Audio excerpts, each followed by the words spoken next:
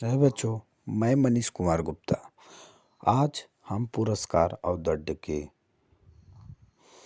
लिए कक्षा 12 और सेटेट में पूछे जाने वाले प्रश्न से संबंधित है।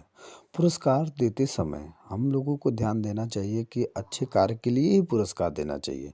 जिसे हरलाल महोदय जी के द्वारा बताया गया है कि किसी वांछनीय व्यवहार की सुखद साहचर्य से जोड़ना ही पुरस्कार है। मतलब पुरस्कार हमको वही उन्हीं को देना चाहिए जो अच्छे कार्य से जोड़ने के लिए हो। ठीक, ये हमको पुरस्कार देना चाहिए। पुरस्कार जो होता है वह कई प्रकार के होते हैं। जैसे भौतिक जो पुरस्कार होता है जिसको हम कहते हैं धन के माध्यम से इनाम, मेडल, किताब, कॉपी, पेन, ये सब जो है भौतिक पुरस्कार है। सामाजिक पुरस्कार जो है वह उपाधि के अनुसार प्रशंसा से या फिर उनके पद को उन्नत किया जाए, ये सब सामाजिक पुरस्कार हैं। अमूर्त पुरस्कार जो दिखाया जाता है, जैसे प्रगति पत्र दिखाया, अंक पत्र देते हैं, छात्रवृत्ति दिया जाता है, मेडल दिया जाता है, पुस्तक के माध्यम से दिया जाता है। तो ये सब जो पुरस्कार है, यह पुरस्कार मूर्त पुरस्कार के अंतर्गत आता है।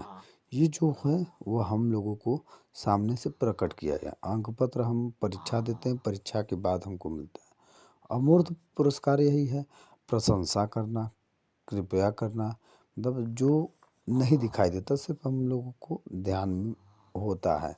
व्यक्तिगत पुरस्कार होता है जब किसी एक छात्र या फिर बालक को पुरस्कार दिया जाए, मतलब किसी एक को, वह व्यक्तिगत पुरस्कार होता है। सामूहिक पुरस्कार वो होता है जो टोली या टीम के माध्यम से दिया, जैसे जो बच्चे क्रिकेट खेलते हैं, हॉकी कप जीतते हैं, तो ये सबको सामूहिक पुरस्कार के रूप में दिया जाता है। पुरस्कार के कई लाभ हैं। जैसे अच्छे प्रदर्शन के लिए हम प्रोत्साहन की प्रेरणा के लिए हम पुरस्कार देते हैं, जिससे उसको सीख मिलते हैं, पुनर्बलन मिलती है, व्यवहार में बढ़ावा भी मिलता है। पुरस्कार के हानि भी होते हैं, जैसे ईर्ष्या को बढ़ावा देना, पुरस्कार पाने के लिए रट्टा मारने की प्रवृत्ति होना कि हमको पुरस्कार मिलेगा, हम पास हो जाएंगे। तो ये सब जो होते हैं पुरस्कार में। यही दंड होता है। दंड जो है नकारात्मक है, निगेटिव प्रेरक है।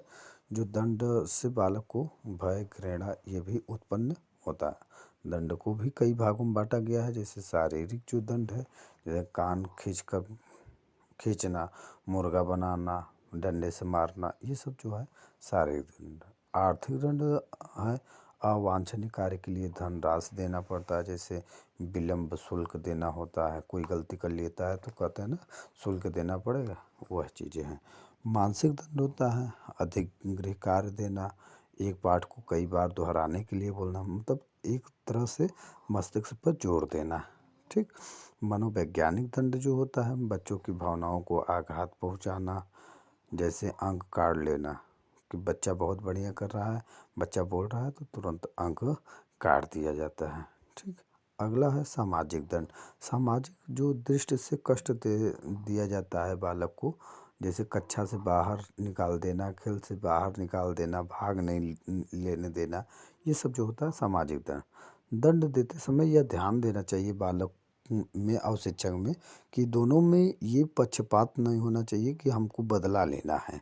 ये चीज़ गलती नहीं करना चाहिए, और कोई एक गलती किया है तो उसकी बार बार हम दंड न दें। ये सब चीज़ें को ध्यान देना चाहिए।